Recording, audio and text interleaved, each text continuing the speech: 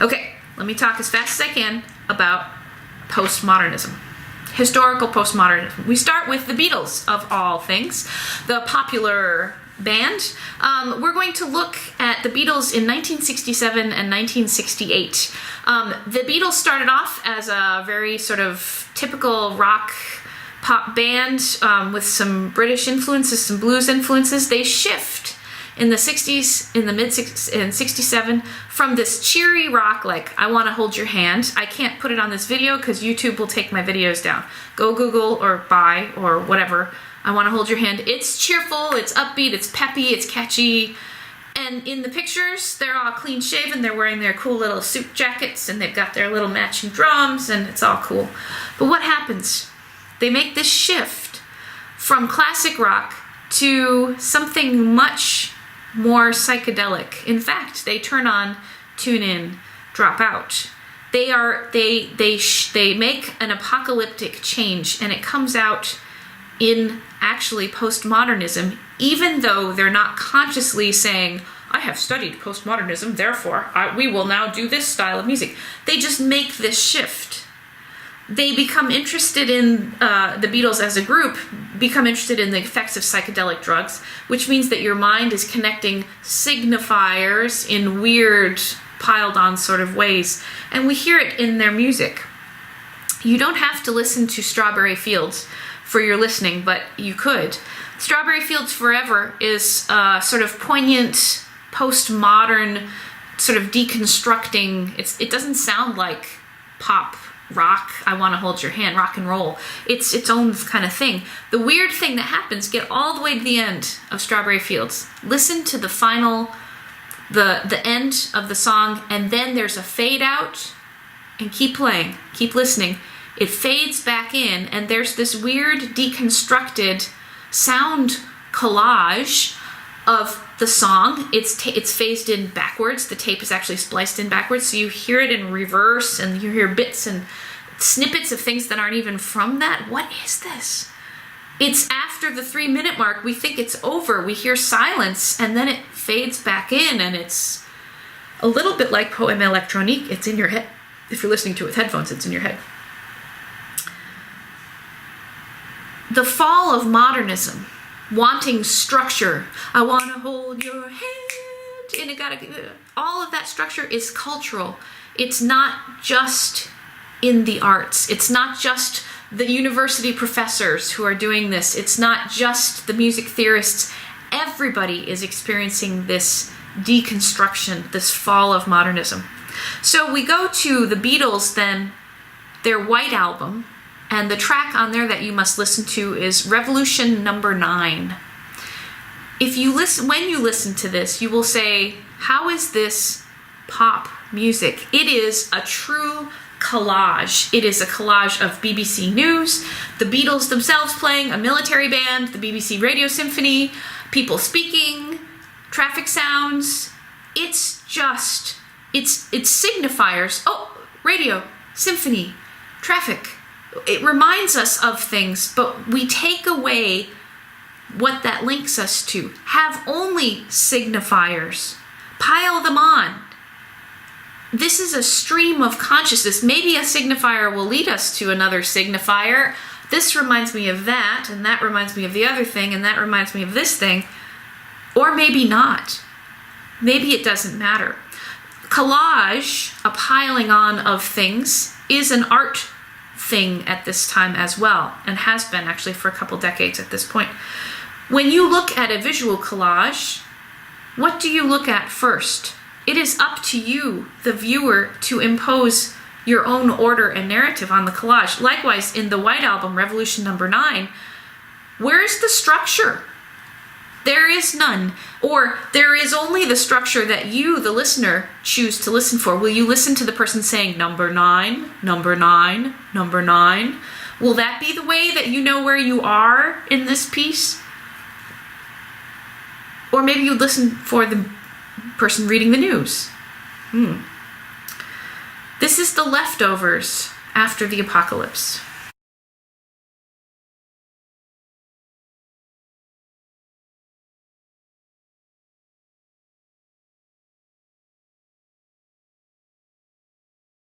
So, the other composer in this historical postmodernism bit for you is Luciano Berio, a composer and conductor.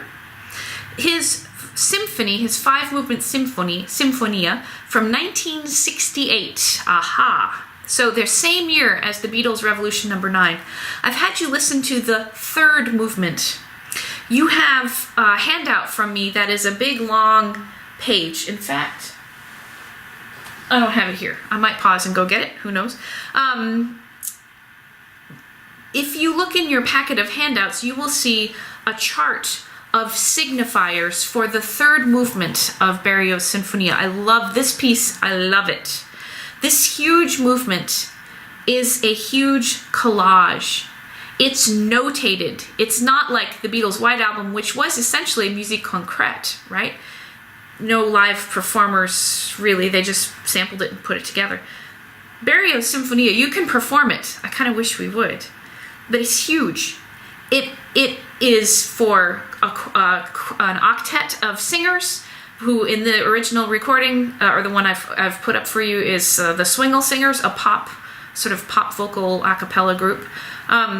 For orchestra, it uses a huge pile, a heap of signifiers. Berio writes into his music lots of other people's music. He writes in bits of Debussy, Schoenberg, Mahler, Strauss, Chopin, and more. He actually is using bits of other people's music, like somebody making a collage, like you maybe did in art class in 2nd grade. You cut up some magazine pictures and you paste them on.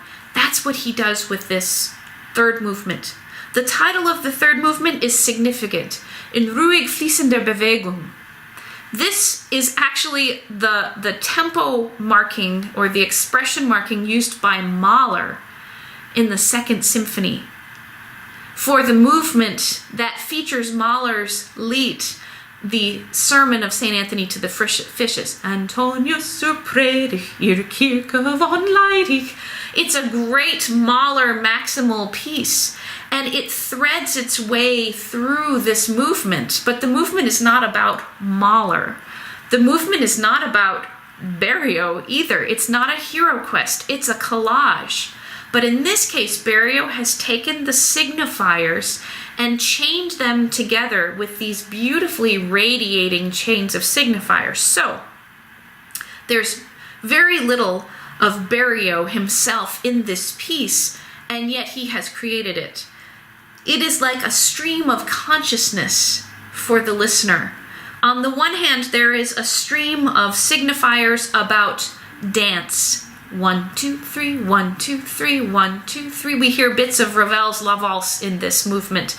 We hear the scherzo movement from the Mahler Symphony. We hear other dance references and movements. He quotes them, and we're supposed to go, yeah, 3, 4 time waltz. I know it. And 1, 2, 3.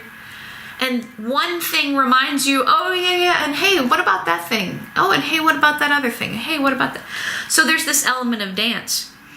There's this element of water, and it's so cleverly done. It's modernist in a way, because if you trace the structure, it's not exactly obvious, but it also is, it's meant to be reasonably obvious. It's not hidden from the viewer, the listener.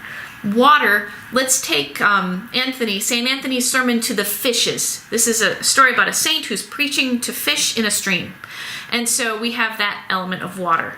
And so then we need Debussy's La Mer, the sea. That's water.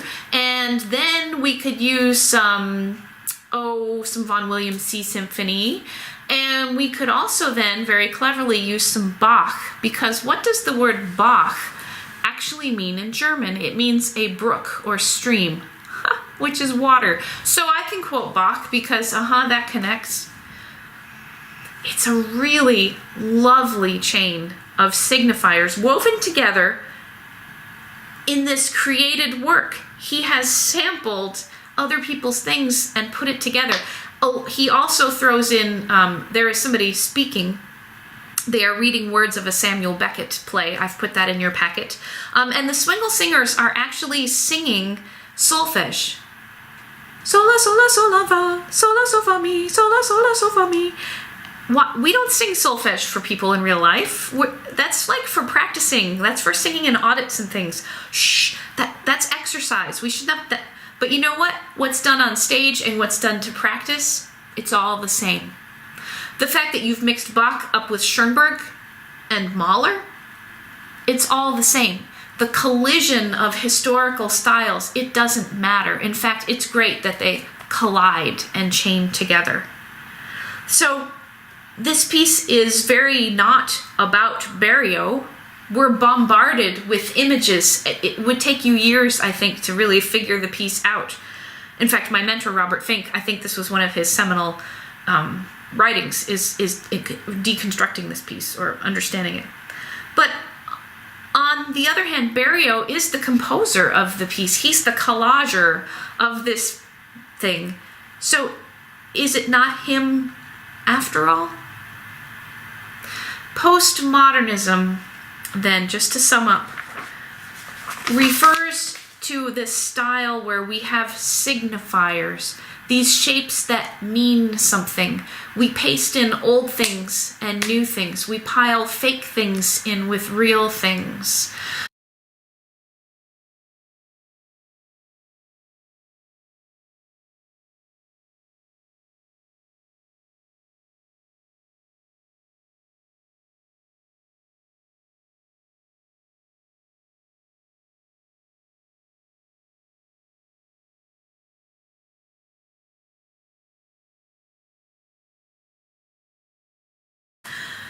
The second stream here, the other face of postmodernism, says, no, it's too overwhelming. In the face of apocalyptic, crashing together things, let's create pure things with no signifiers, essentially with no meaning, simply exist. Just sit on the little blue marble and we are.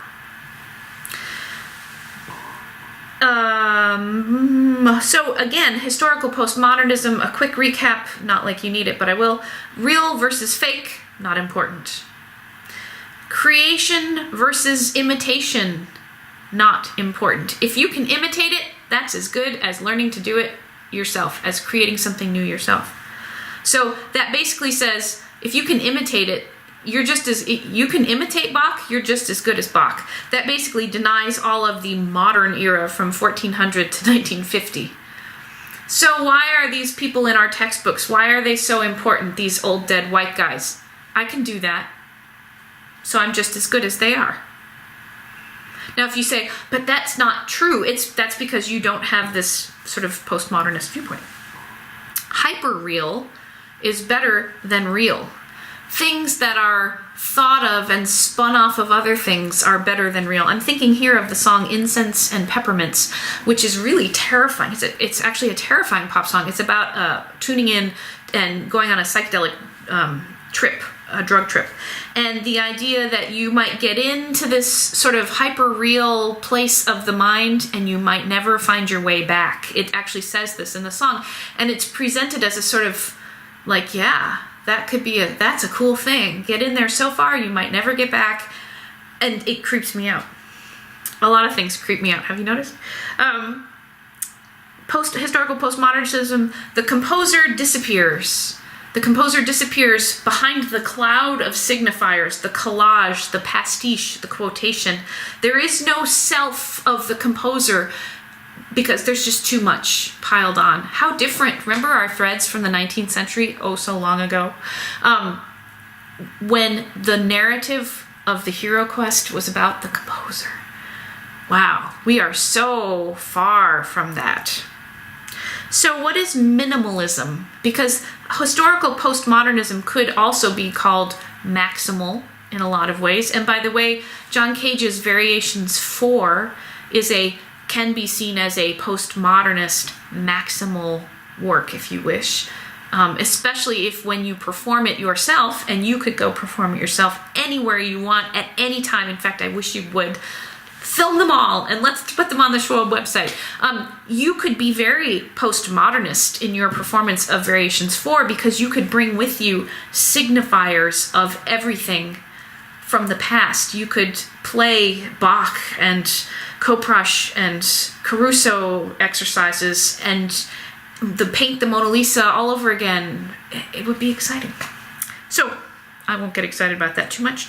Minimalism is the other thing, the other stream, having to do with no signifiers. Or going right for, forget referring to the real thing, let's go to the real thing. Don't give me a chord that means unresolved desire. Get to the unresolved desire itself. Don't give me a chain of signifiers about water. I'm going to sit here with a drop of water and contemplate it, or be it, or eat it, or I don't know. My metaphor breaks down at some point. The thing itself, the signified object. There is a handout or a page in your booklet that has the signifiers and the signified on it, and it says Historical Postmodernism, Minimalism. You should look at that right now. Simple versus complex. The minimalists say, bah. Surface versus depth. The minimalists say, bah. Don't worry about this is superficial versus this is deep. Just exist it. This is too simple. This is a little child's melody versus this is 18th century counterpoint. Just be it. Do it. In fact, minimalism would say, because of that, everything is surface. There is nothing hiding underneath. We have gotten rid of the modernist, elitist hiding of things. Shh, only if you really know, I'll tell you the secret. No, instead the minimalist just says, sit, be. There is nothing else. We are here right now in the moment. That's all there is. It is all surface. It is then the burden of perception is all on the listener, on the perceiver. It's on you. It's on me as I listen to it. It's there for me, Kristen Hansen, to find out. It is there for you, say your name, to find out. It is there for each of us to find out in our own order. What I choose to hear can only be experienced by me. I can tell you what I'm experiencing, but you don't experience it. Unlike Wagner's Gesamtkunstwerk, where we all were meant to experience it together, the minimalists say, it's just you. You're the only one on this little marble. What do you experience? I'm on this marble. What do I experience? So there is no self here, because there is too little, there's nothing else around it. There's no signifiers. You're just existing. There is no sense of self. There is no interpretation, because there are no handles. There's no signifiers. What do you mean? If you lean on a cadence, that means you give it emphasis. But if there is no handle, there's no signifier of meaning, oh, this is important, lean on this cadence. If it's gone, then there's nothing. It's just there. So interpretation, both musically and mentally, imagery-wise, is gone. Minimalists, then, we have people like Steve Reich and Philip Glass are minimalists. Even a postmodernist like John Adams. Another name that we will encounter as a postmodernist is Arvo Pärt. I didn't put any Steve Reich on this listening list because it was so long, but Steve Reich's clapping music would be a fantastic piece to listen to. The essence of minimalism in this view is that we have, for example, Steve Reich gives us a little snippet of a rhythm.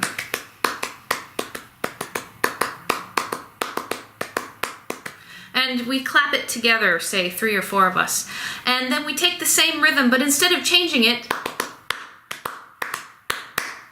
and elaborating it and having thematic transformation, that's all there is to this piece. It is just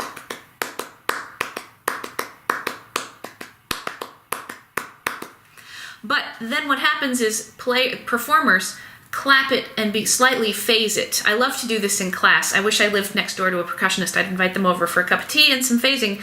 And what you hear then is the same rhythm, but it's like it's in a concatenation with itself. It's sort of bouncing off itself. And the question is, what do you listen to? Which one is the original? Which one do you follow? Because they're identical. They are absolute, the phases, and so then you start hearing polyrhythms that arise because of this sort of overlayering. We're hearing the same thing, but at different points. What's the melody? Where's my focus? There is not a moment of great resolution of tension. It just simply phases out and eventually phases back. Another one that I recommend on the handout is Steve Reich's 1966 Come Out, which is a manipulation of cassette tape. And it's somebody saying, you have to open the bruise up and let some of the bruise blood come out to show them. It's a statement made by somebody arrested by the police during a race riot. And they had to prove that they were visibly bleeding in order to go to the hospital. Otherwise, the police would just throw them in jail.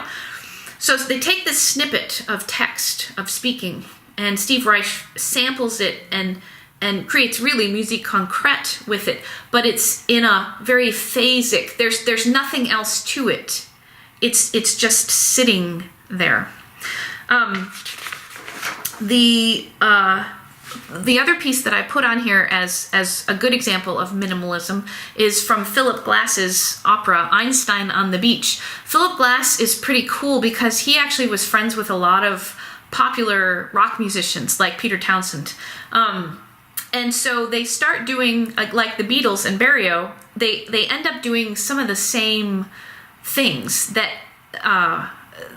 work in minimalism, and then we end up with actually popular music like rock and the outgrowths of rock that do the same thing. So Philip Glass, you're listening to Knee Play 1 from Einstein on the Beach, and if you listen to it, there is not much going on. There is a sort of banal chord progression, but it's not a very progression-y progression. It doesn't feel like circle of fifths. There's somebody counting 1, 2, 3, 4, 2, 3, 6, 7, 2, 3, 4, 2, 3. There's somebody reciting, it must be fresh and clean, it must be fresh and clean, it must be fresh and clean. I think it's Gertrude Stein poetry that they're reciting. So the texture, there's not, what do we listen for? What's the melody? What's the focal point? There isn't one.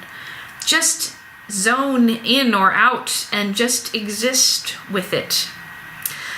There is a certain amount of influence of the minimalists actually on the stream of popular music called New Age. And here I'm thinking of like Mannheim Steamroller. In fact, when I took music history, my teacher put Mannheim Steamroller, like Fresh Air, on the list because it is very minimalist influenced.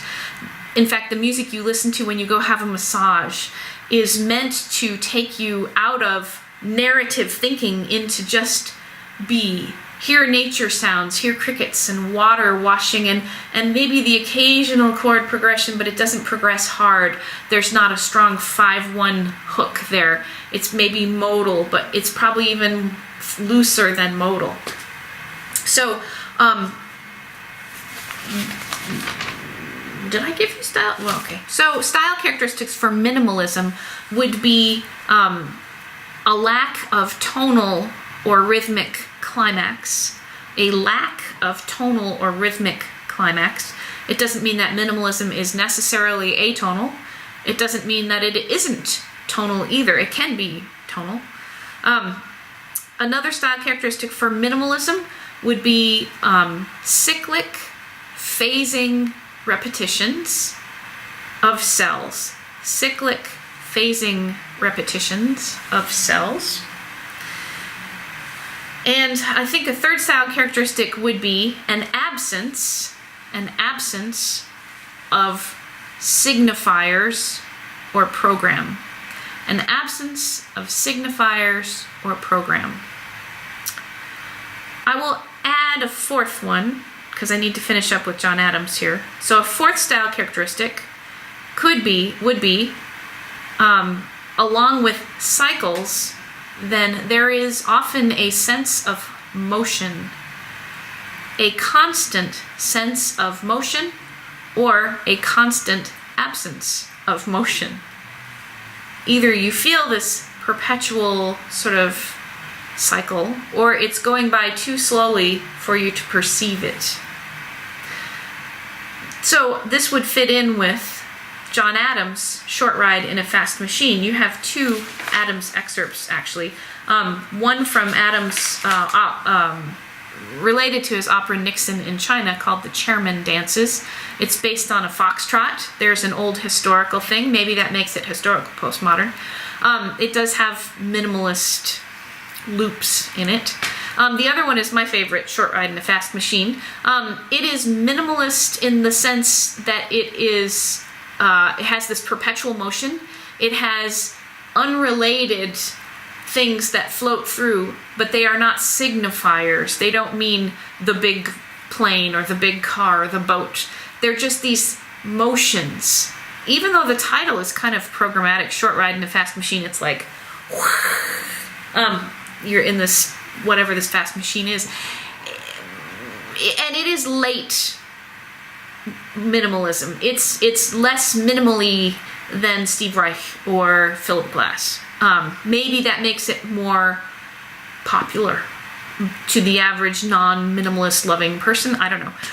But Short Ride in a Fast Machine, if you listen carefully, it has this constant woodblock. And the woodblock player plays that thing, the same beat, all the way through the piece. The question is, as the woodwinds enter, and then the low brush, boom, boom, boom, boom, boom, boom, which almost sounds like Rite of Spring. Are these signifiers? No, they're not. Don't go there. The question is, what's the melody? There is no melody because we're not meant to find one. Or what I find as the melody might not be what you hear as the melody. You can listen to the low brass, you can listen to the flutes, you can listen to the violins. But there is this absence of structure. There is an absence of self, an absence of meaning. Now, this Short Ride does have a sort of climactic sort of like burst through the clouds, and it's glorious. Again, it's because it's hard to sustain, I think, pure minimalism for very long. Humans, we have short attention spans, or shorter than maybe the artist would want. So maybe the lesson is that we keep coming back to a sense of arrival. Humans maybe seek it. A large percentage of humans seek that sense of arrival, and so we can't stay in this suspended animation of minimalism forever. Maybe. So, I think that is where we will leave those two streams, historical postmodernism, minimalism. And that means you have just one video lecture left. I will try and speak fast on it. It will be postmodernism, and my goal is to take us to the year 2000.